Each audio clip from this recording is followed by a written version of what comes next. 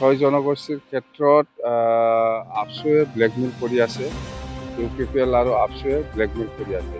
আৰু এপচুৱে অসম চৰকাৰ বা দিল্লীত যিটো আলোচনা কৰি পেলাই বা UPPL যিটো আলোচনা কৰি পেলাই মীমাংসা কৰি আহিছে, সেইটো কথা লাহে লাহেকে গম পাব, আমি নকম। আমাৰ মুখৰ পৰা ক'লেতো সেইটো মানে বিশ্বাস কৰিবলৈ টান হ'ব। সেইটো ৰাইজে লাহেকে জানিব যে ছয় জনগোষ্ঠীৰ ক্ষেত্ৰত আপচু আৰু UPPL কি ৰোল লৈছে কালিৰ কথাটো। ছয় জনগোষ্ঠীৰ ক্ষেত্ৰত আপচুৱে ব্লেকমেইল কৰি আছে। UPPL আৰু আপচুৱে ব্লেকমেইল কৰি আছে।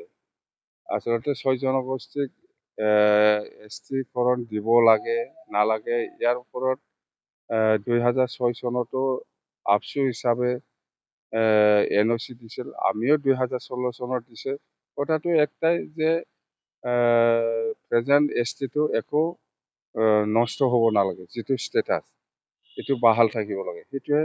কিন্তু ইহঁতে ব্লেকমেইল কৰি আছে যে হাগ্ৰামাই সেইটো NOC দিছে, কিন্তু আমাৰ আগত আপচুৱে NOC দিছে। সেইটো আজি এপচুৱে সেইটো ব্লেকমেইল কৰি আছে যেন এপচুৱে আমি একো কোৱা নাই। আৰু এপচুৱে অসম চৰকাৰ বা দিল্লীত যিটো আলোচনা কৰি পেলাই বা UPPL যিটো আলোচনা কৰি পেলাই মীমাংসা কৰি আহিছে, সেইটো কথা লাহে লাহেকে গম পাব, আমি নকম।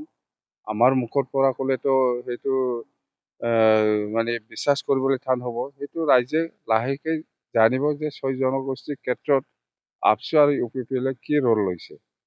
কিন্তু আমি BPF দল হিচাপে বা BTC চৰকাৰ হিচাপে এটাই, আমি প্ৰেজেণ্ট STটো একো নষ্ট হ'ব নালাগে।